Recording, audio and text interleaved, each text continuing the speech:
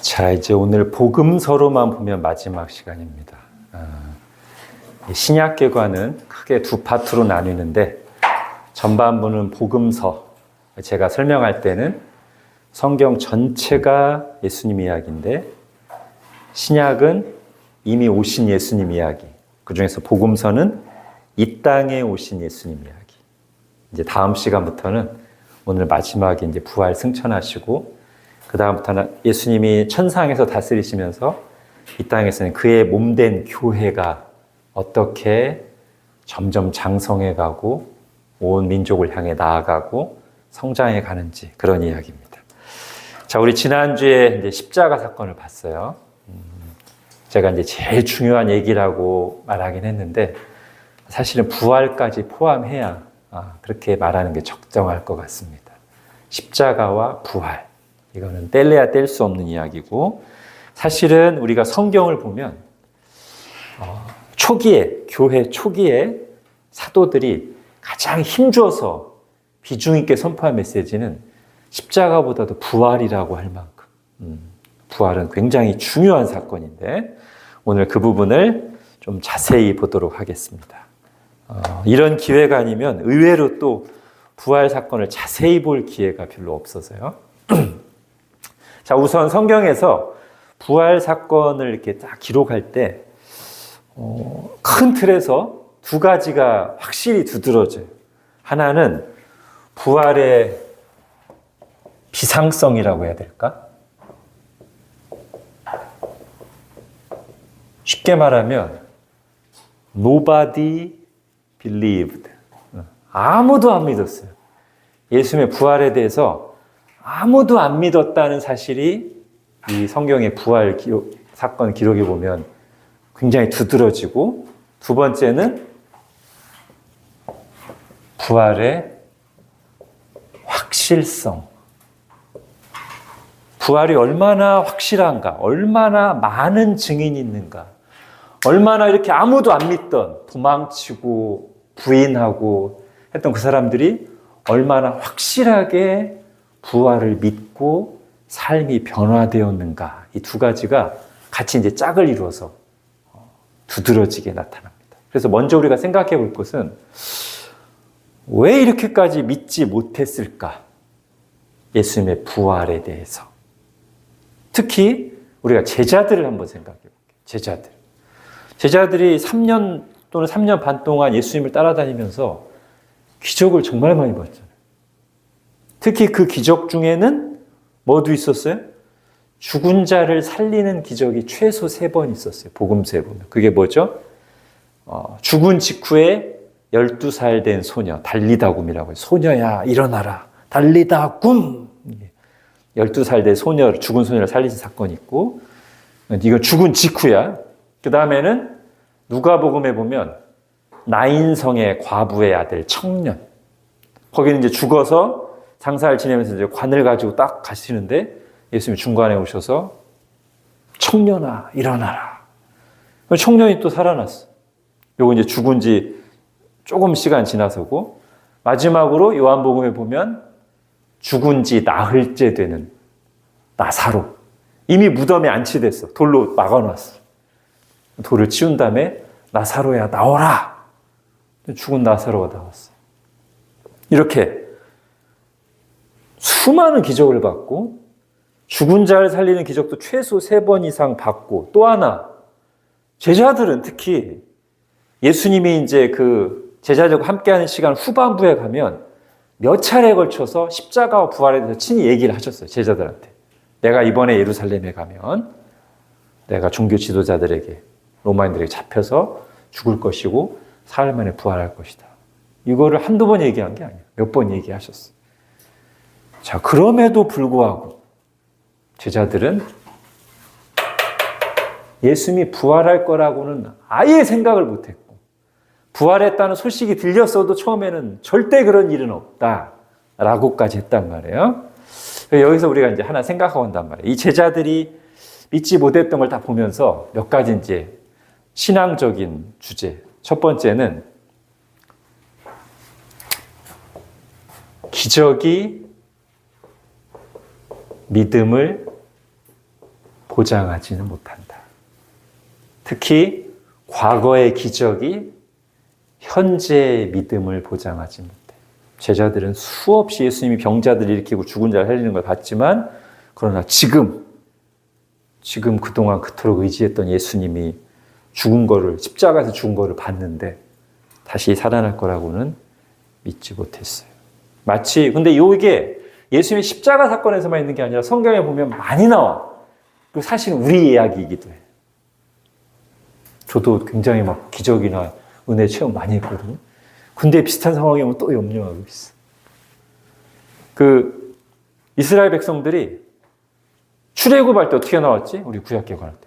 막 하늘에서 뭐가 내리고, 나일강이 피가 되고, 엄청난 기적을 경험했고, 심지어 마지막 애굽에서 빠져나올 때는 홍해 바다를 가르고 나왔어.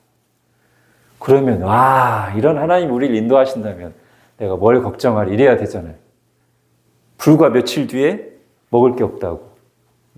당장 먹을 게 없으니까 막 모세를 원망하고 막 우리를 죽이려고 하냐고.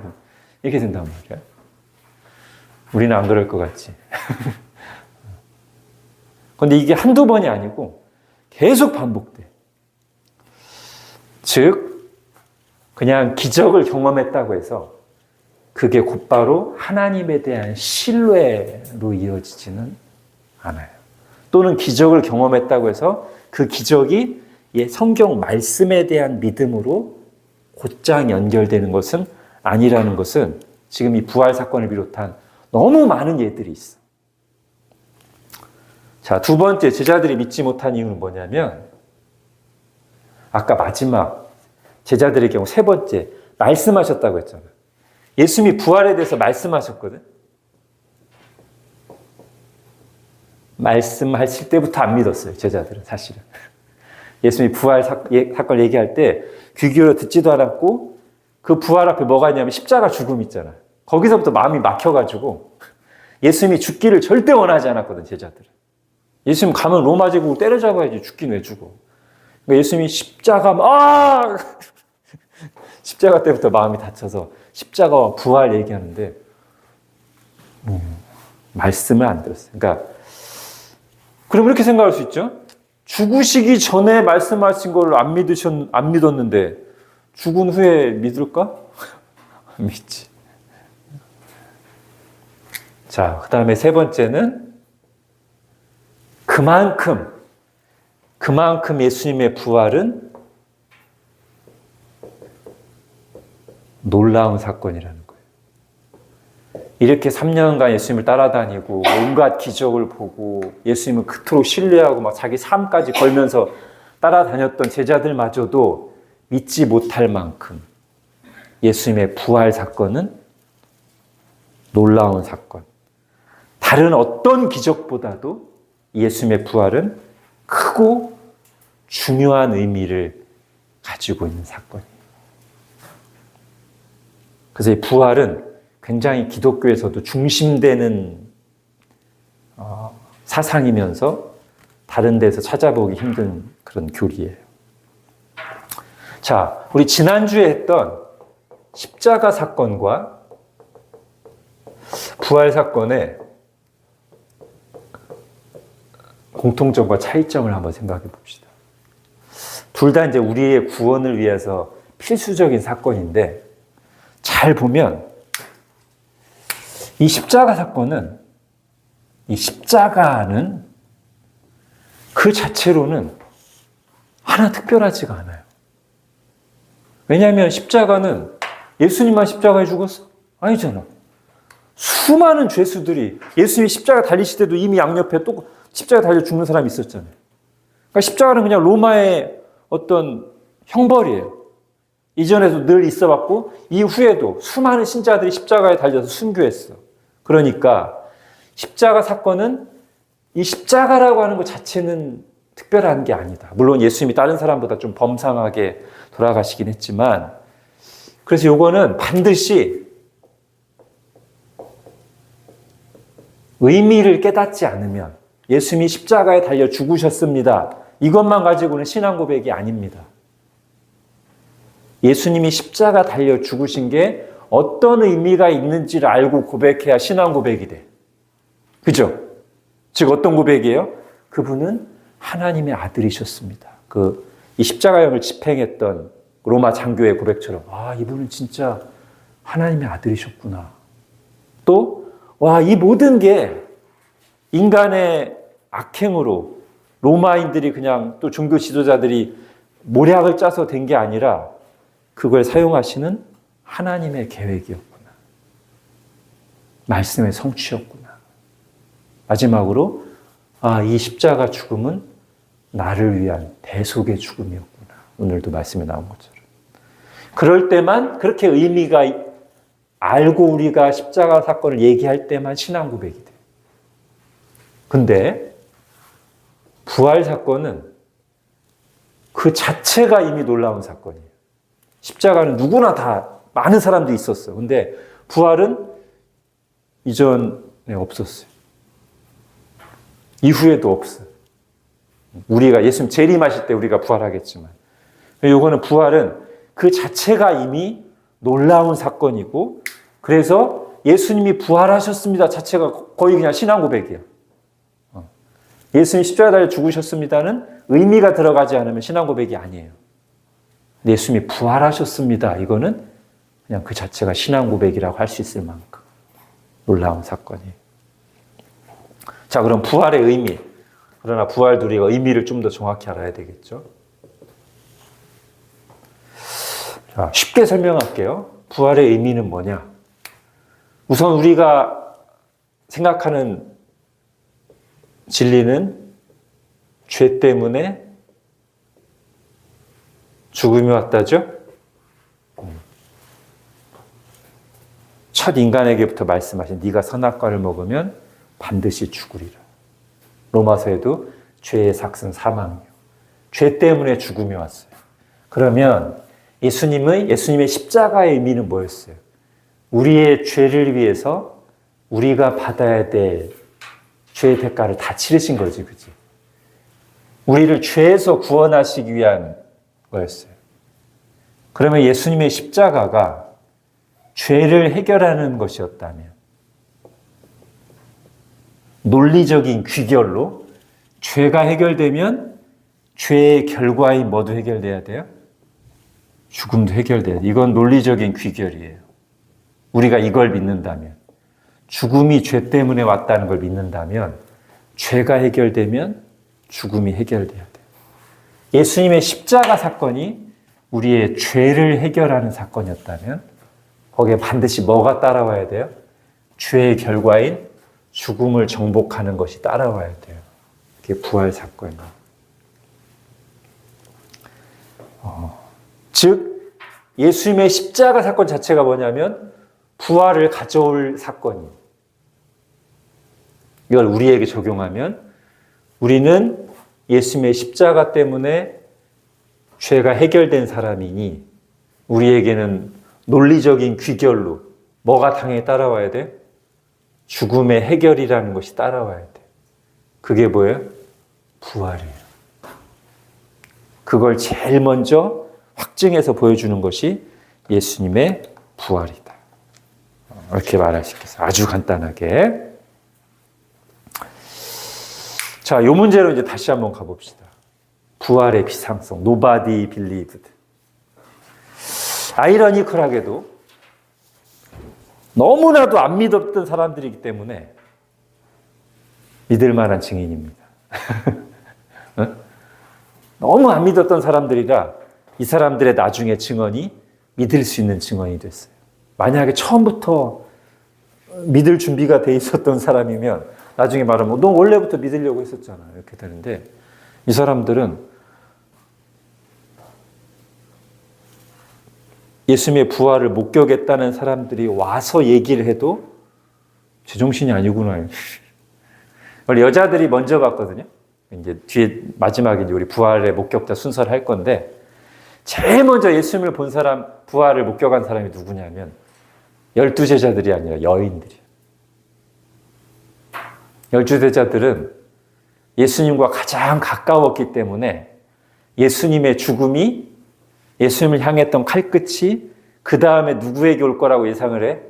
자기들한테 올 거라고 예상을 해서 제자들은 예수님이 죽고 나서 죽을 때는 도망쳤고 예수님 죽으시고 나서도 벌벌 떨고 있었어요. 문 잠가놓고 안에서 이러고 있었단 말이야. 그에 비해 여인들이 훨씬 예수님을 향한 마음도 뜨거웠고 용기도 있었어. 그래서 여인들은 예수님 십자가 현장을 지켰습니다. 예수님의 어머니 마리아, 막달라 마리아 이런 사람들이 다 봤어요. 제자들은 다 도망쳤어. 요한 빼고는. 여인들은 다 봤어요. 슬퍼하면서 울고. 그리고 예수님의 장례진 무덤에 안치하는 것도 다 따라가서 봤어. 아, 저기 안치하는구나. 그리고는 다음날 안식일이니까 안식일은 막 기다리고 있다가 안식일이 끝나자마자 새벽에 예수님이 시신이라도 보고 통곡하려고, 그리고 예수님이 시신에라도 뭐 이렇게 향품이라도 발라드리려고 슬픔을 가득 안고 왔는데 무덤이 비어 있어. 그리고 천사가 나타나 예수님의 부활 소식을 알려. 그래가지고 이 여인, 그리고 예수님을 만나. 그래서 여인들이 막 달려갑니다. 누구에게? 12 제자들에게 막 달려와서 예수님이 부활, 시체가 없습니다. 그랬더니 제자들이 그래? 진짜 말씀하신 대로 부활하셨나? 이렇게 반응한 게 아니고 너무 슬퍼가지고 헛것을 봤나 보다 여인들이. 이 정도라 합니다. 자, 그래도 여인들이 계속 이렇게 막 확신 있게 얘기하니까 요한과 베드로가 달려갑니다. 무덤으로. 나는 이 요한의 글을 볼 때마다 와, 요한이 정말 글을 잘 쓴다. 행동을 통해서 이 사람들의 성향과 마음을 너무 잘 보여줘. 이때도 이제 그 장면 중에 하나인데 베드로와 요한이 무덤에 막 달려가요. 요한이 먼저 무덤에 도착합니다. 이걸 보고 우리가 알 수 있는 것은 달리기는 누가 잘한다? 요한이 잘한다. 근데 요한은 먼저 가져가서 달려가서 무덤 문 열려고 비어있는 거 보지만 거기서 딱 멈추고 생각해. 이게 어떻게 된 거지? 베드로는 요한보다 달리기는 느려서 약간 늦게 도착했지만 오자마자 그냥 무덤으로 들어. 베드로의 성격이 그냥 바로 묻어나죠. 나중에도 예수님이 고기 잡을 때 예수님이 딱 찾아오셔서 오늘 사건을 재현하시거든요. 오늘 우리 말씀으로 들은 사건을 재현하시고, 그래서 너희들에게 고기가 있느냐? 없습니다. 아직도 아무도 예수님을 못 알아봐요. 배 오른편에 그물을 던져라. 배 오른편에 그물을 던지니까 물고기가 잔뜩 잡혀. 이때 제일 먼저 예수님이 다시 오셨구나라고 감지한 거는 요한이에요. 눈치가 빨라. 생각이 깊어. 그래서 예전에 일어났던 그 사건이 똑같이 재현되는 걸 보자. 예수님이다 해서 주님이시다 요한이 얘기해. 근데 그 다음에 베드로는 어떻게 해요? 알아차리면 늦게 알아차려서 베드로는 요한이 주님이시다 하자마자 겉옷을 챙겨입고 물로 뛰어들어. 예수님한테 막 헤엄쳐서. 성격을 굉장히 잘 보여주죠. 요한은 굉장히 생각이 깊고 사색적이고 강하게 통찰력 있는 사람. 글도 잘 쓰고. 베드로는 불같은 행동형. 일단 세상 사람으로 보면 주먹이 먼저 나가는 사람. 일단 행동해. 그리고 아주 마음이 뜨거워. 예수님에 대해서. 자, 그래서 이제 베드로는 그 무덤 안에까지 들어가서 예수님을 싸고 있던 그런 것들이 다 없어지고 예수님의 수의가 잘 이렇게 개어져 있는 것까지 봤어. 그러면 이제 좀 믿을만 하잖아. 아직도 안 믿어. 아직도 안 믿어. 여인들이 예수님 만났다고 했고 무덤 문이 열려 있고 무덤 안에는 이렇게 다 예수님 입었던 옷이라 그게 잘 개어져 있고 한데도 이게 어떻게 된 일인가 하지 예수님이 말씀하신 대로 부활하셨다는 생각은 아직도 못합니다. 나중에 예수님이 직접 나타나신 뒤에 제자들이 믿어요. 근데 그 자리에 없던 사람이 있어. 도마. 12제자 중에 의심 많은 제자로 유명한 도마. 영어로 하면 토마스. 줄여서 톰. 톰은 나머지 제자들이 다 예수님 봤다고. 진짜 부활하셨다고. 말씀하신 대로 부활하셨어. 한두 명도 아니고 10명이 얘기하는데. 도마가 믿어 안 믿어? 안 믿어요. 안 믿어. 내 손으로 예수님 창에 찔렸던 옆구리에 내 손가락을 넣어보고 못자국 난 곳을 만져보기 전까지는 내가 못 믿지. 일주일 뒤에 톰도 같이 있을 때 예수님이 다시 나타나십니다. 그래서 야, 톰, 손 넣어봐. 만져봐. 그제서야 도마가 엎드려서 믿는데, 대신 도마가 약간 늦긴 했지만 굉장히 놀라운 고백을 합니다. 이때 여호와 증인들이 싫어하는 고백. 예수님 앞에 엎드리면서 뭐라 그래요? 나의 주님, 나의 하나님이십니다. 이게 여호와 증인들이 번역을 예수님을 하나님이라고 인정하기 싫어가지고 막 번역을 막 바꾸고 한 부분이 많거든요. 이 부분 내가 찾아보니까 이대로 돼 있어. 그냥 나의 주, 나의 하나님. 물론 그러면서도 그 사람들 해석을 다르게 하긴 하지만 이 문구가 너무 명확하니까 이건 못 바꿨어. 도마가 분명히 그때 그렇게 고백했습니다. 나의 주님, 나의 하나님. 아마 여호와 증인들은 이런 뜻이 이렇게 고백을 해석할 것 같아. 지금 예수님을 향해서 나의 주님 하면서 지금 이 자리에 안 계신 하나님을 가리켜서 하나님 이렇게 해석하는 것 같은데 너무 어색하죠. 그죠? 지금 내 앞에 나타나신 예수님을 향해서 당신은 나의 주님, 나의 하나님이십니다. 이렇게 고백한 게 맞잖아. 이걸 어떻게 억지로 나의 주님, 나의 하나님 했는데 나의 주님은 지금 앞에 있는 예수님한테 한 거고 뒤에 나의 하나님은 저기 딴 데 계시는 하나님한테 한 거라고 해석하면 안 되잖아요. 그죠? 자, 어쨌든 이렇게 안 믿었기 때문에, 다시 말하지만 이렇게 안 믿었기 때문에 그렇게까지 안 믿던 제자들이 나중에 예수님의 부활을 증언하면서 순교했거든요. 삶이 완전히 바뀌었어. 예수님의 부활을 목격하기 전까지 아까도 말했지만 무서워서 다들 벌벌 떨고 문 닫아놓고 숨어 있었어. 여인들이 와서 말해도 믿지도 않고.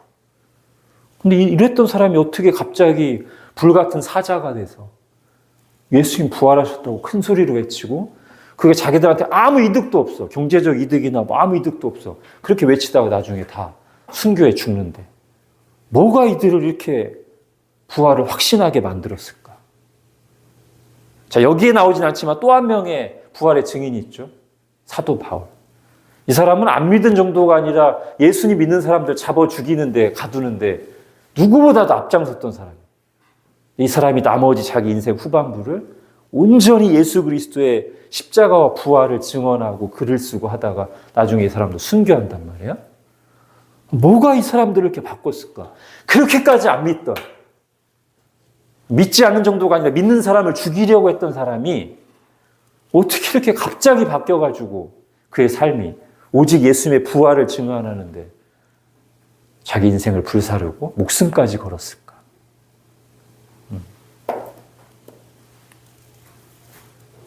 이것 때문이죠.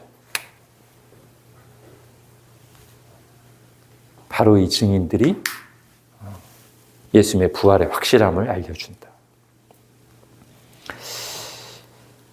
자, 그런데 여기서 이제 하나 생각해 볼 게 있어요.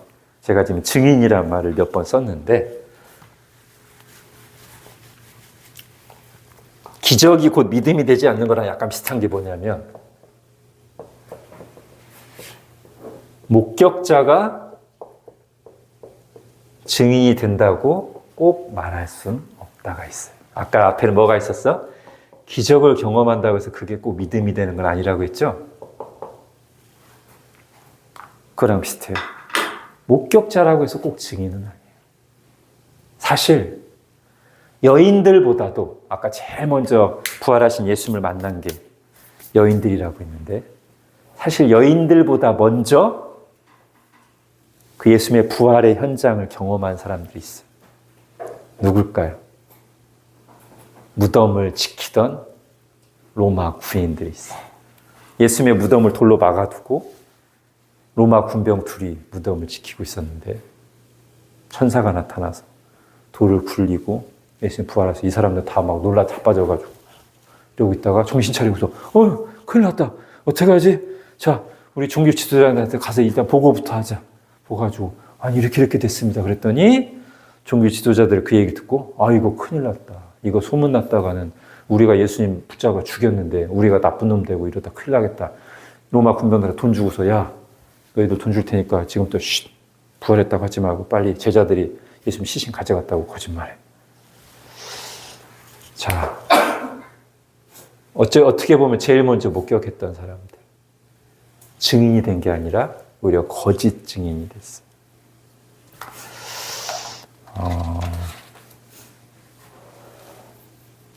사실 이 부활의 목격자도 그렇고 아까 예수님의 십자가를 본 사람도 많이 있고 그 옆에 예수님 베푸심의 기적을 본 사람도 많이 있잖아요. 그들이 다 목격자거든. 응? 예수님의 기적의 목격자, 예수님의 말씀을 선포하는 것의 목격자, 예수님의 십자가 사건의 목격자들이 많아요. 그들이 예수님의 증인이 됐는가? 아니에요. 목격자가 곧 증인이 되지는 않습니다. 어떤 사람이어야 돼요? 예수님의 은혜를 주셔서 예수님을 만난 사람들이에요.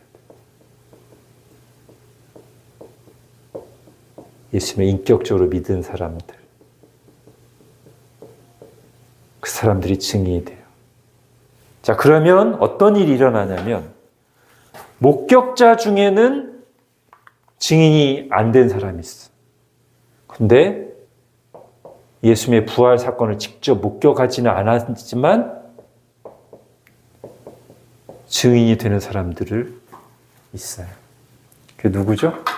우리잖아요. 우리는 예수님의 부활을 직접 목격하지는 않았어요. 목격자들의 증언을 들었죠. 말씀을 통해서. 그런데 그 말씀을 들을 때 성령님께서 우리 마음을 감화하셔서 믿어지게 하심으로 우리는 일부 목격자들이 거짓 증인이 되고 안 믿었지만 목격 안 한 사람이 예수님의 증인이 됐어요. 그럼 이 증인들은 뭘 믿은 사람들이에요?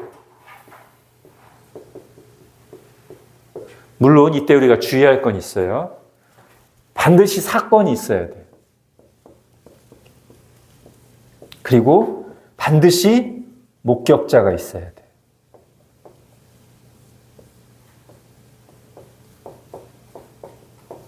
그래서 믿음이 나와요.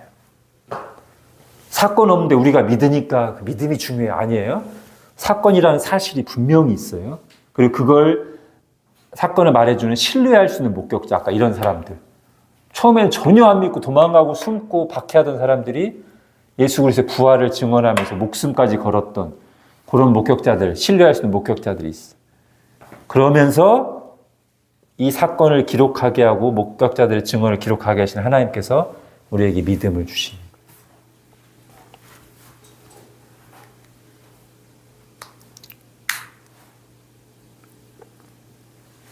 그러면 이때든 지금이든 우리로 하여금 믿고 증인되게 하시는 분은 누구냐? 성령님이죠. 성령님이 우리 마음을 감화하실 때만 믿고 증인이 돼요. 우리는 항상 성령 충만한 증인이 되기를 기도해야 돼요. 안 그러면 분명히 믿고 구원받은 신자도 성령으로 충만하지 않으면 본인은 믿긴 해. 내 믿음을 증언할 힘이 없어요. 성령 충만하지 않으면.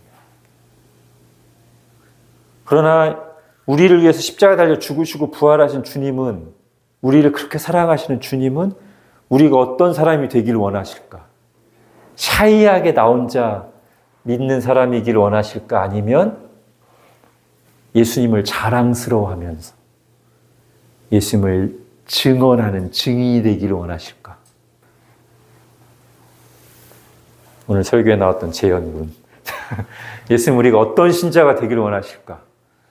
차마 말할 수 없습니다. 예수님에 대해서는 저는 믿겠는데 이런 신자가 되기를 원하실까? 아니면 하나님 앞에서 교회에서도 기쁨으로 찬양하고 사람들 사이에서도 기회가 될 때 나 예수님 믿어요. 자랑스럽게 얘기하고 또 기회가 된다면 사람들에게도 교회 한번 나와보세요. 예수님 믿으세요. 라고 전할 수 있는 증인이 되기를 원하실까? 뭘 원하실까?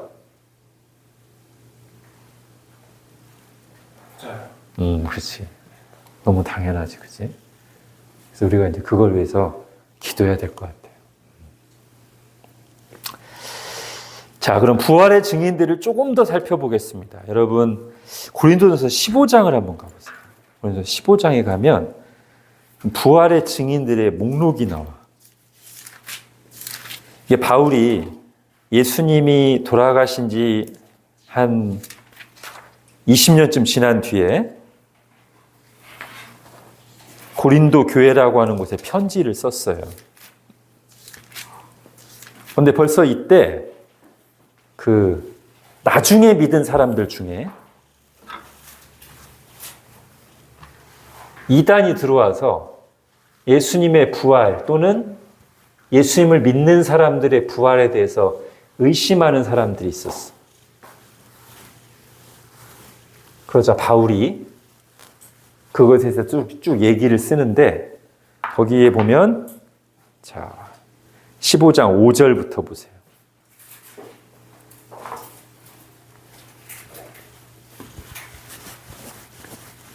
자, 한번 목격자들의 순서를 제가 기록해 보겠습니다. 아까 맨 처음에 누가 왔다고 했죠? 막달라 마리아를 비롯한 여인들. 자, 이들이 예수님을 제일 먼저 봤어요. 복음서에 보면. 그 다음에 두 번째. 자, 여기 이제 봅시다. 고린도서 15장 5절.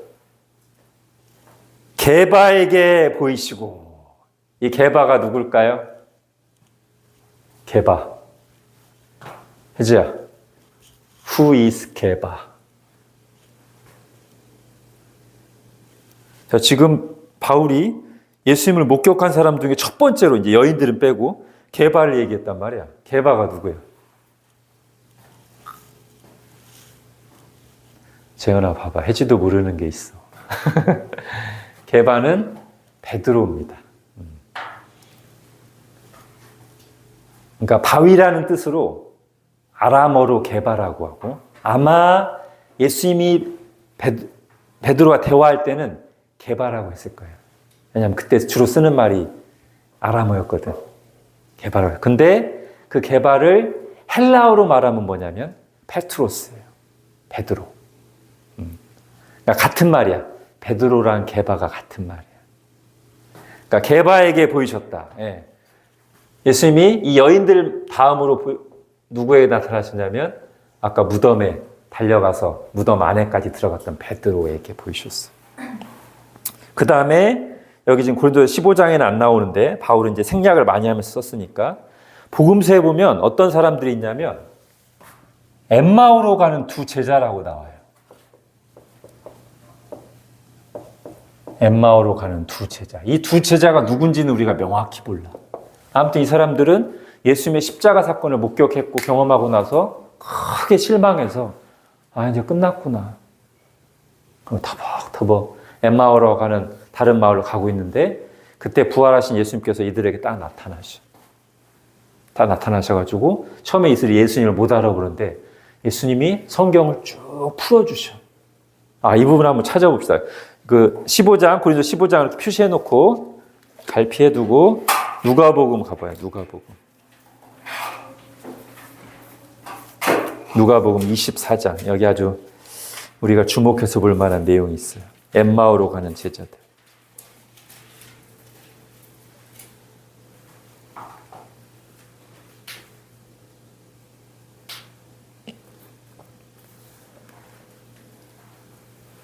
자, 누가복음 24장 13절부터 35절까지인데 자, 이걸 뭐 다 읽을 필요는 없고 아까 말한 것처럼 이 사람들이 실망해서 딱 가다가 그래서 예수님이 물어봐. 니네 무슨 일 때문에 그러냐? 그랬더니 아, 예수라는 분이 있었는데 정말 기적을 베푸시고 하나님 나라 가르치시고 그래서 우리는 그분이 바로 우리가 기대하던 그런 메시아일 거라고 생각했는데 십자가에 달려 죽으셨다. 그런데 어떤 여자들이 말하기를 예수님이 부활하셨다고 하는데 무덤이 비어있다고 하고 잘 모르겠다. 여기까지 딱 얘기하니까 25절 가봐요.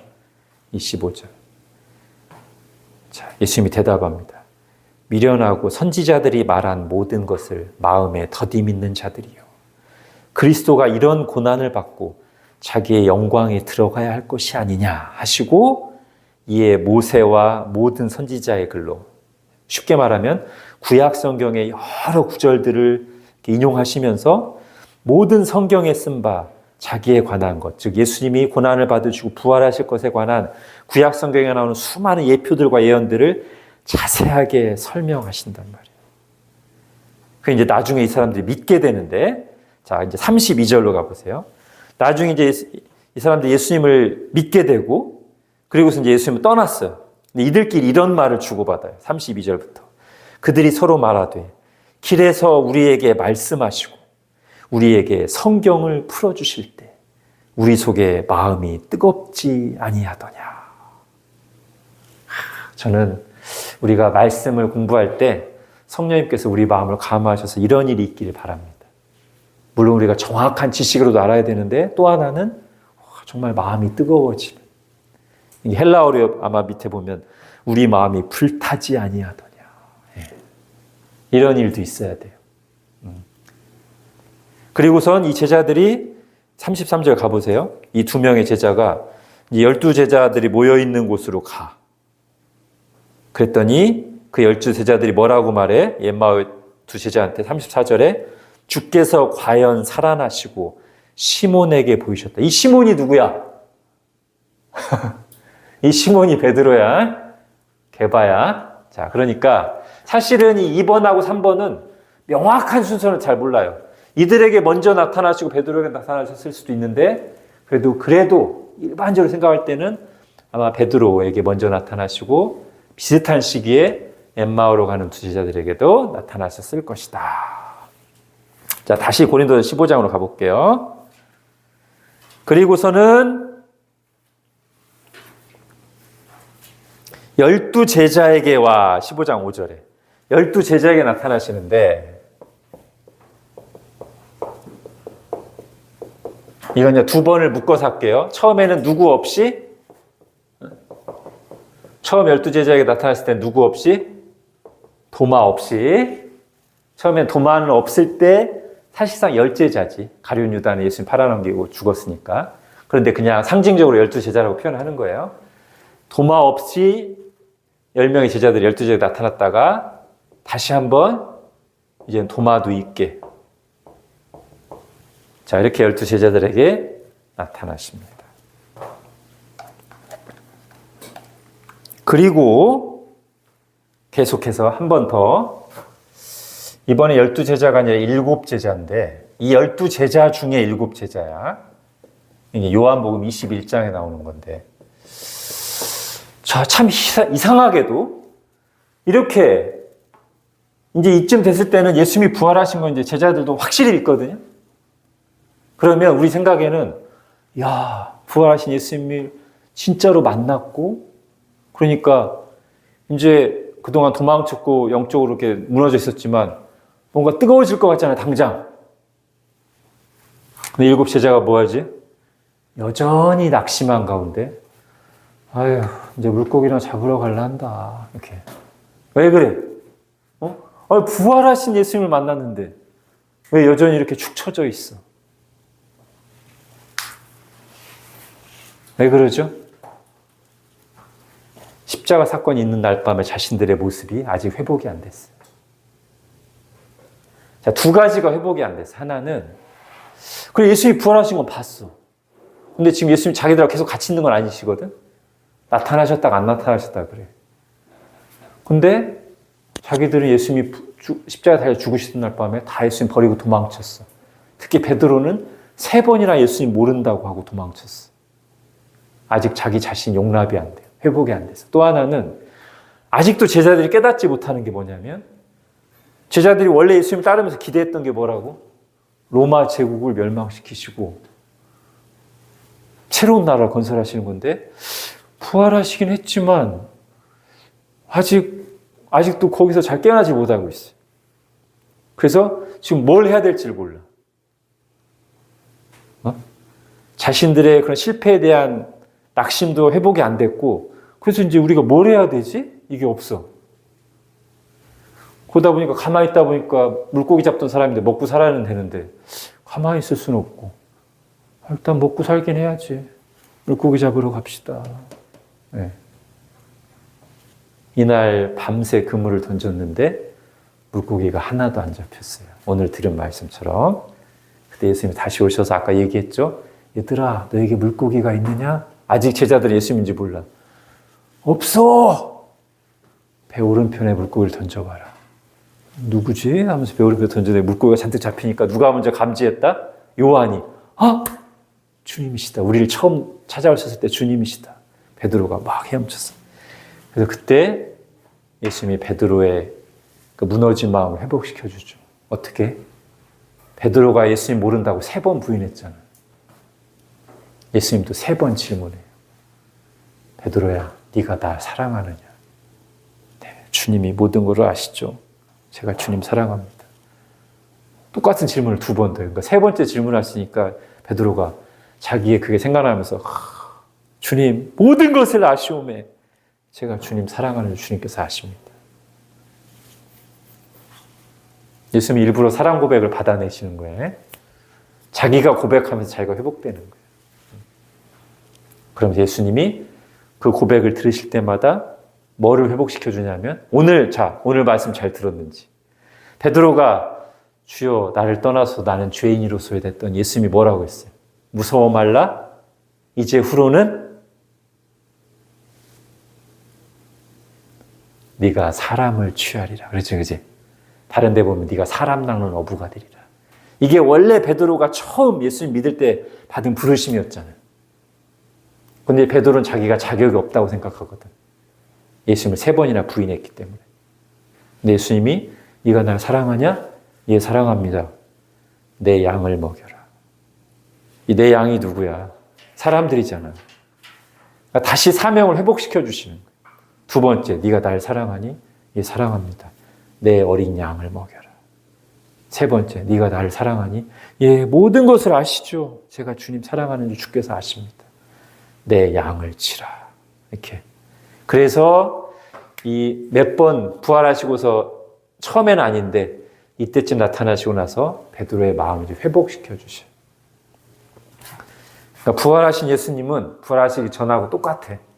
우리의 연약함을 아시고 보듬어 주시고 회복시키시고 다시 부르시고 하나님 나라 일에 동참시키시는 하나님 예수님이죠.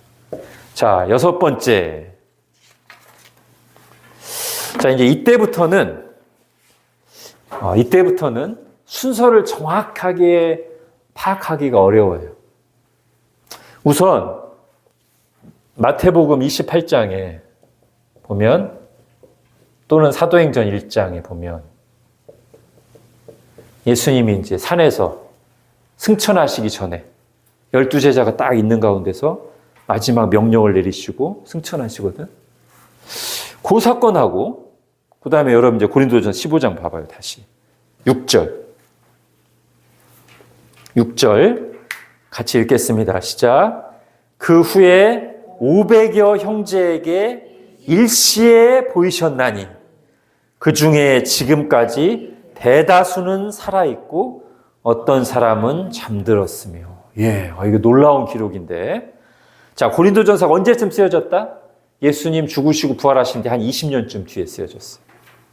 근데 그때 바울이 지금 뭐라고 말하냐면 예수님이 승천하시기 전에 여러 증인들에게 나타나셨는데 그 중에 한 번은 500명의 형제들에게 동시에 보이신 적이 있다. 아마 500명이 같이 모였을 때라고 보는 게 자연스러울 것 같으면서도 근데 예수님이 승천하시기 전에 500명이 같이 모여있을 그게 찾기가 어렵거든요. 성경에서는. 우리가 사람들이 모여있는 것을 가장 분명하게 볼 수 있는 게 언제냐면은 예수님이 부활하시고 나서 한때 사람들이 모여서 기도에 전념하는데 그 사람들이 몇 명이냐면 120명이에요. 사도행전 1장에 보면. 그러면 부활하시기 전에 500명이 한 자리에 모였는데 나타나시기는 내가 볼 때는 어려울 것 같고,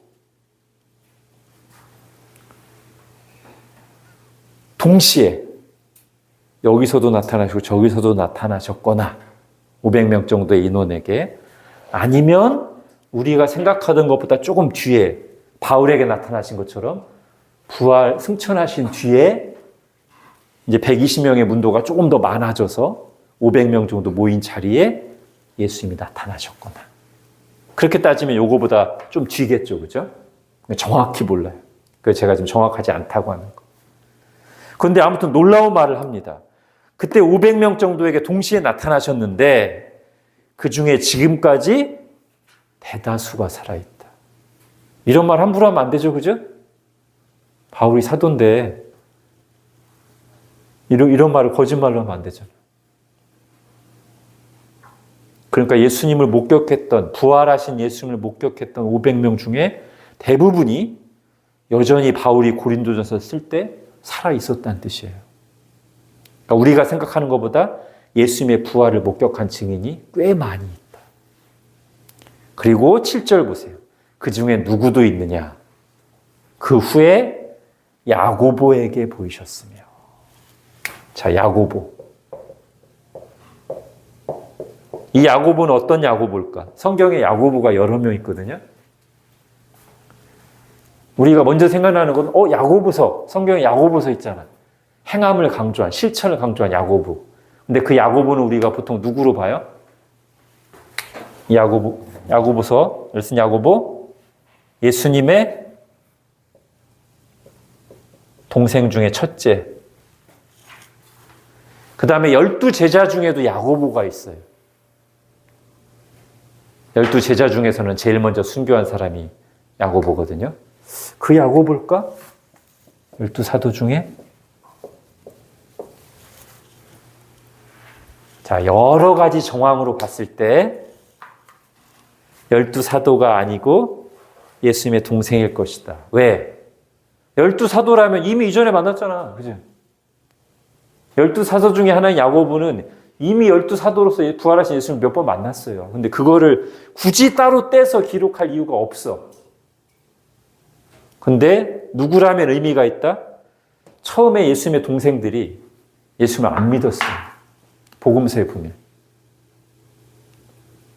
그러다가 예수님 부활하신 뒤에 믿게 됐고, 그 중에서도 예수님의 형제들 중에서도 이 야고보가 아주 믿음이 출중한 사람이 돼서 거의 사도급.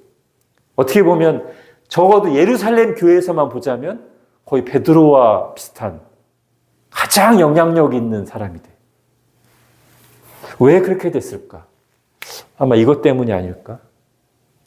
부활하신 예수님을 따로 만났고, 그러면서 그동안 자기가 30년 동안 형이었는데, 그래서 한때는 형이 자꾸 막 밖에 돌아다니면서 이상한 소리 들으니까 형 막 잡으러도 갔었는데, 나중에 부활하셔서 믿게 됐고, 그냥 믿은 정도가 아니라 부활하신 예수님이 직접 찾아오셔서 자기에게 나타나셨기 때문에 아주 뜨겁게 예수님을 만났고, 그 뒤에 완전히 헌신돼서 거의 사도급으로 전적으로 헌신된 사람이 됐다. 야고보서도 쓰고.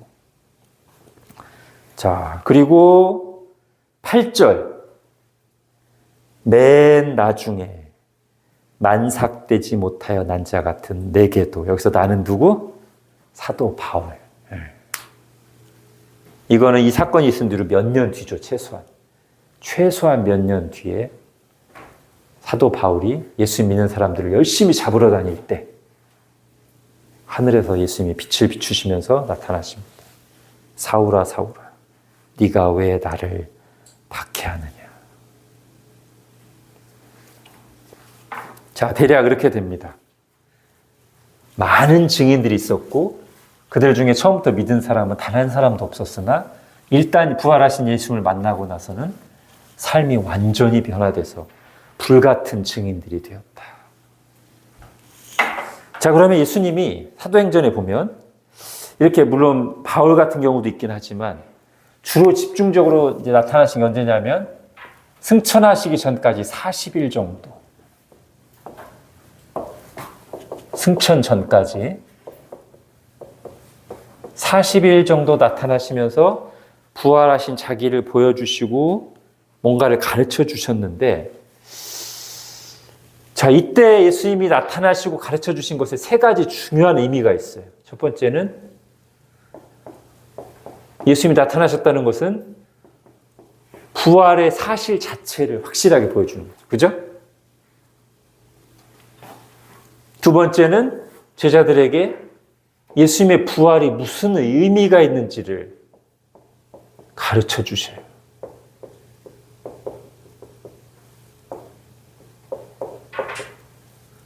마지막 세 번째는 제자들에게 부활의 증인이 되라고 명령하셔요.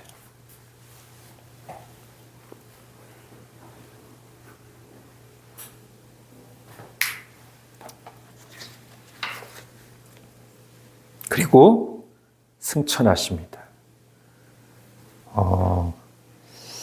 이 승천은 예수님의 부활의 사실을 더 강화해 주죠. 왜냐하면 예수님의 부활은 예수님이 그 이전에 죽었다가 3명 살렸다고 했잖아요. 그 3명 살린 사람들을 가르쳐서 우리가 부활이라고 하냐? 아니면 하는가 할 때 아니에요. 그때는 우리가 부활이라는 말을 쓰지 않습니다. 물론 문자적으로 죽었다가 다시 살아났다는 의미에서는 부활인데, 우리가 신앙 고백으로서 하는 몸의 부활을 믿습니다. 우리 오늘도 사도신경 할 때 몸의 부활을 믿습니다 할 때 그 부활은 단지 죽었다가 살아나는 걸 말하는 건 아니에요. 그러면 나사로도 부활했다고 하잖아요. 나사로는 부활한 게 아니에요. 이 부활은 그럼 뭐예요? 죽었다가 살아날 뿐만 아니라 어떤 몸으로 살아나는 거예요? 다시 죽지 않는 몸으로, 죄가 없는 몸으로, 영광스러운 몸으로 다시 살아나는 게 부활이에요. 그 부활은 예수님이 첫 번째로. 그리고 우리가 마지막 날에 기대하는 부활도 그 부활이다.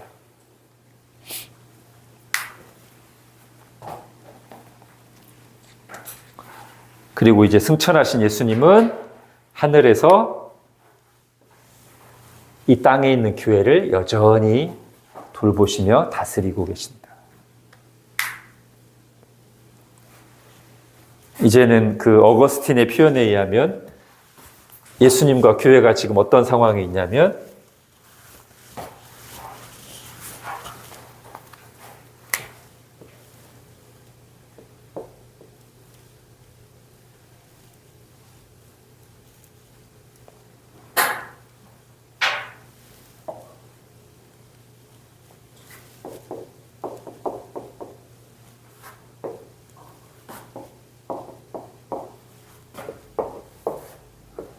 이 상태에 있어요. 지금 이게 영적으로 봤을 때 현재 상태입니다. 예수님은 땅에서 모든 일을 다 이루시고 십자가를 지시고 가르치시고 부활하시고 승천하셔서 하늘에 계시고 머리 대신 그리스도는, 그의 몸된 교회는 여전히 땅에 있어요.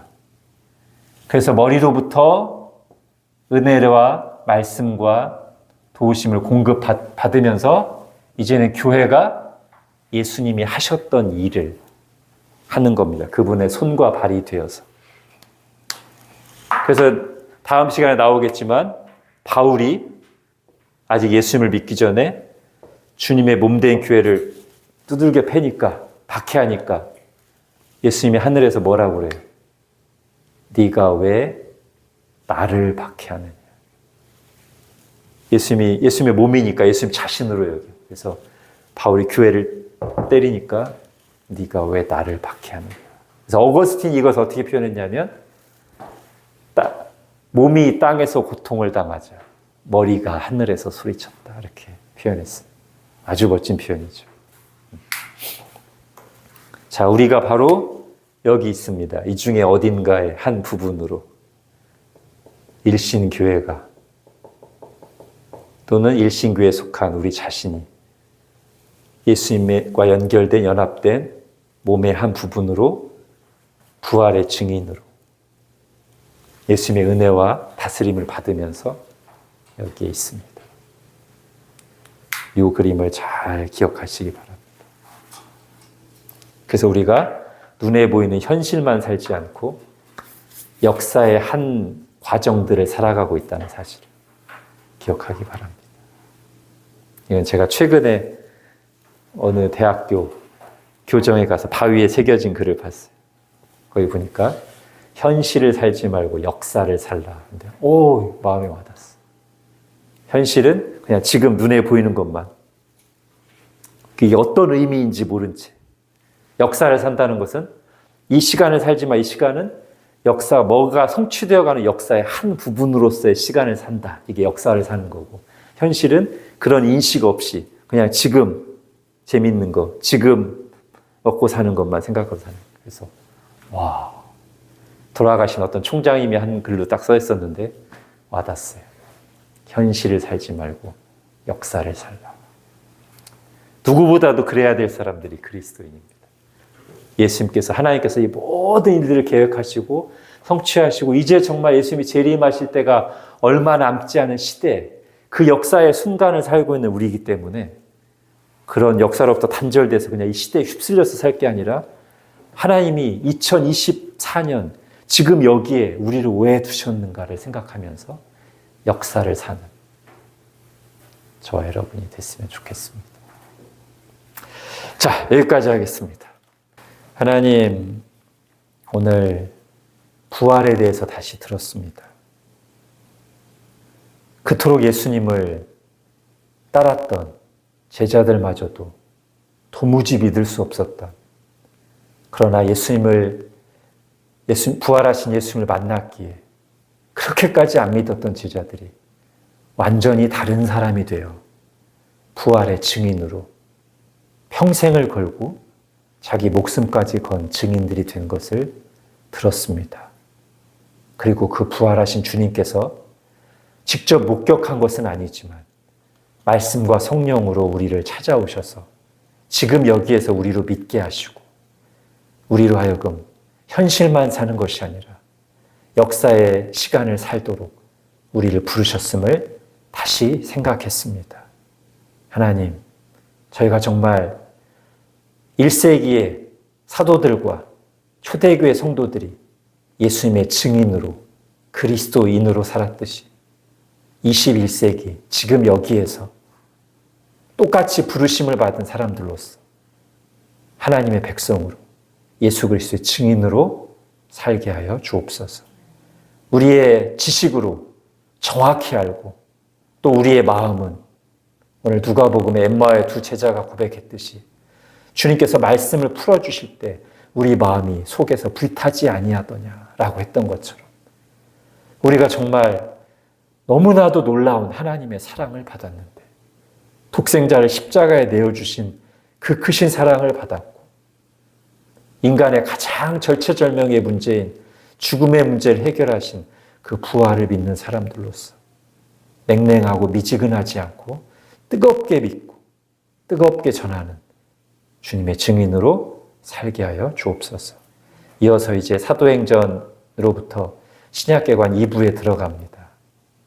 복음서에 비해서 좀 더 우리가 익숙하지 않고 정리가 필요한 부분인데 사도행전을 읽고 교재를 읽고 또 이 시간 공부를 함께 하면서 신약의 나머지 절반도 그 숲을 잘 살피고 흐름을 잡고 그래서 이후에 설교를 들을 때나 개인적으로 성경을 읽을 때 이전보다 훨씬 더 잘 이해하고 와닿고 바르게 해석하고 적용할 수 있도록 은혜를 베풀어 주옵소서.